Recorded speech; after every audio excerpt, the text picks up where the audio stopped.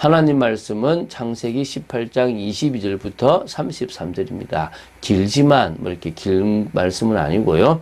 자, 우리 32절, 33절 두 절을 합독하고 창세기 18장 22절부터 33절을 보겠습니다. 우리 32, 33절 두 절 합독하겠습니다.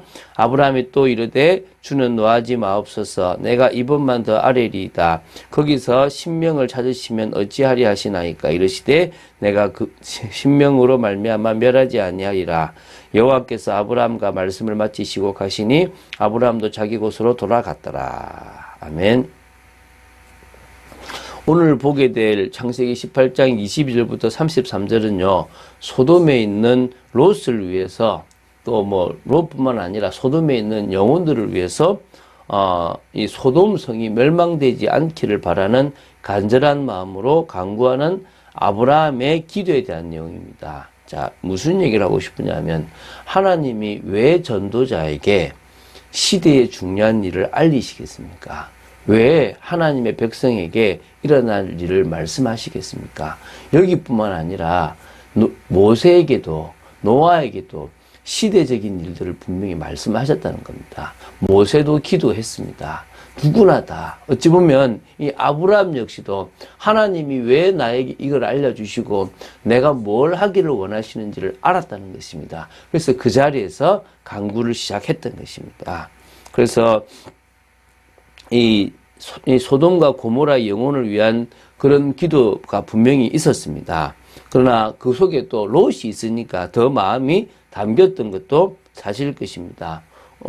그렇잖아요. 그죠? 롯이 있으니까 더 하나님의 마음이 이해되어졌을 것입니다. 그러니까 아브라함은 하나님께 간절히 간구를 했고 하나님은 아브라함의 간구를 들으시는 모습을 볼 수 있습니다. 그래서 우리가 하나님 앞에 이렇게 소통이 되며 하나님이 알려주실 때 하나님의 마음으로 기도하고 그 현장을 정말 살리기를 바라는 마음이 있다면 그것보다 더 복된 일은 없다라고 생각하시면 됩니다.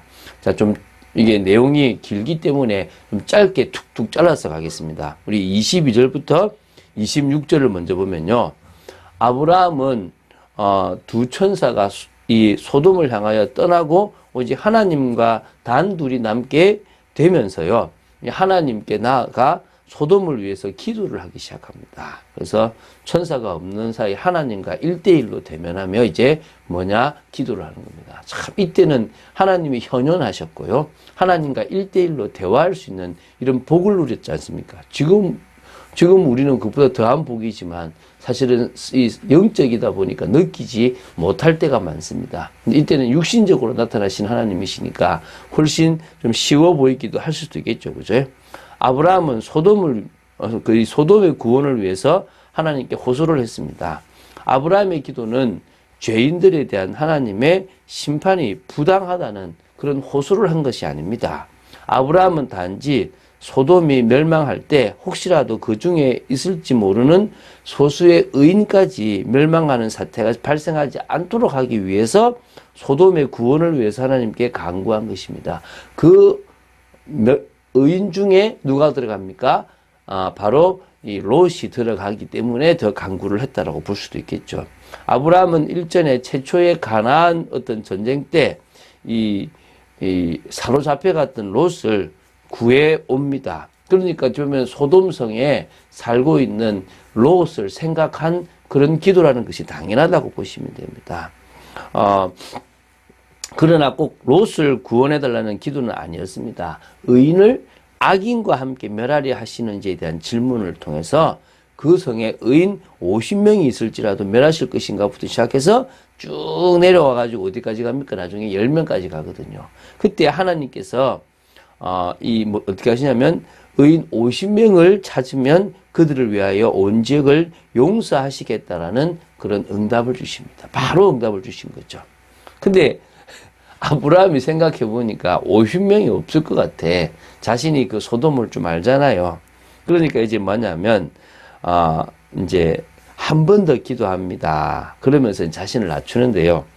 나는 티끌이나 재화 같사오니 감히 죽게 아뢰나이다. 어찌 보면 이런 내가 겸손하려고 하는 게 아니라 하나님 앞에 우리는 티끌과 재화 같은 존재입니다. 여러분, 겸손해야지가 아닙니다. 지날수록 우리는 하나님 앞에 아무것도 아닙니다. 물론 제가 목사라서 뭐 많은 일들을 하고 사람을 살리는 것처럼 보이지만 저는 저를 알아요. 저는 제가 얼마나 부족하고 연약하고 또 제가 말해 성질이 더러운지도 알아요. 그렇기 때문에 이런 저를 써주시는 하나님이 대단하신 거지 저는 아무것도 아닌 걸 느낍니다. 그리고 또 뭘 느끼냐면 순간순간 나도 모르게 교만하는 저 자신을 봐요. 그래서 저는 더더욱 나는 안 되는구나 이 생각을 하게 됩니다. 또 이제 기도합니다. 의인 45명을 찾으면 멸하지 않으시겠습니까? 라고 또 질문을 합니다. 기도를 하는 거죠. 그때 하나님은 또 뭡니까? 45명을 찾으면 멸하지 않으시겠다고 약속을 또 하고 그 약속을 받아냅니다. 29절부터 31절입니다. 또 간구를 합니다. 이제 그래도 안 될 것 같아. 그래서 이제 또 이제 그 기도를 40명을 찾으시면 어떻게 하겠습니까? 40명을 찾아도 내가 멸하지 않겠다.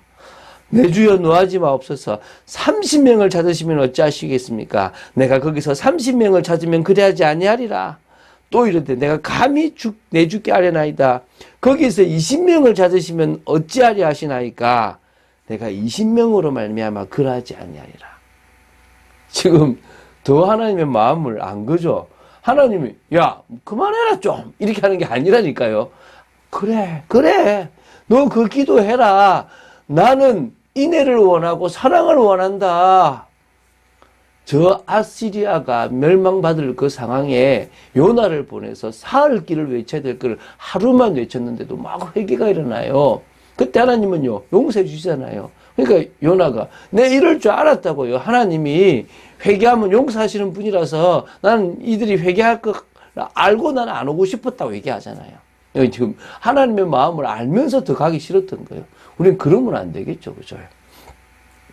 자, 지금 한 번 더 합니다. 이제 마지막으로 간구하는데요. 자기도 뻔뻔한 줄 느끼는가 봐요. 주는 노하지 마옵소서. 내가 이번만 더 아뢰리이다. 이런 간절함이 필요하겠죠. 이제 의인 10명을 찾으시면 그 소돔 중에서 의인 10명을 찾으신다면 어찌하리 하시는지 또 질문을 합니다. 이때 진짜 또 하나님은 쿨하게 하십니다. 고민도 안 하십니다. 내가 의인 10명으로 말미암아 멸하지 않으시겠다. 안 하시겠다는 겁니다. 그 의인 10명만 그 소돔에 있다면 내가 그들 때문에라도 내가 용서해 주겠다는 거죠. 이 죄가 가득 차면 어떤 그 선을 넘어서면 그때 심판하시는데 10명이 있다는 말은 그러지 않을 수 있다는 겁니다. 자, 그러니까 뭡니까?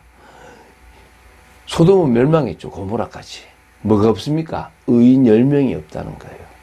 아직은 이 세상이 멸망하지 않는 것은 그래도 믿음의 사람들이 있다는 것입니다. 나중에 시간이 지나면 더 악이 가득하고 믿음의 사람들이 없어지는 그런 악한 시대가 가득하게 될 때 그때는 다 구원받고 하나님이 찾을 사람 다 찾았다면 그때는 이 악이 가득한 어느 시점에 하나님은 또 이 땅을 뭐 하겠습니까? 멸하는 겁니다.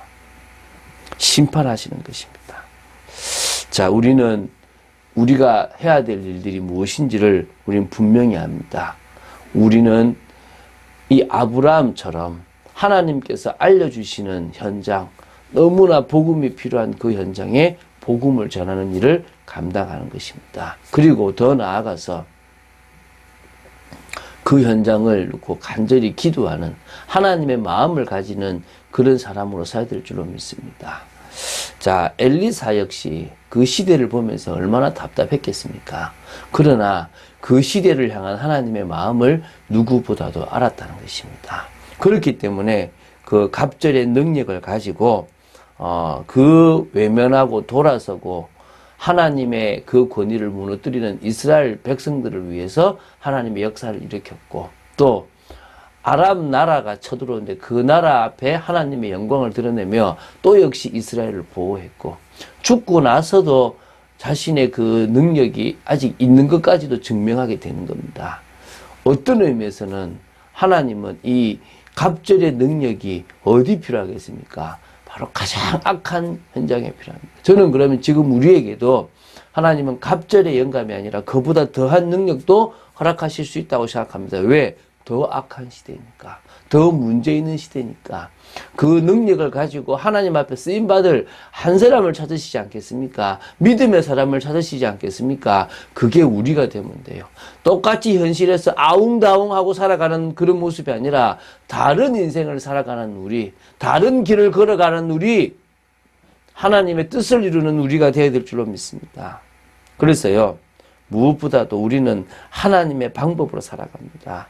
성령의 역사를 사모하는 하나님의 방법, 다시 말하면 사단이 장악한 세상을 변화시키고 바꿀 만한 성령의 능력을 가진 사람이 되어야 되고요.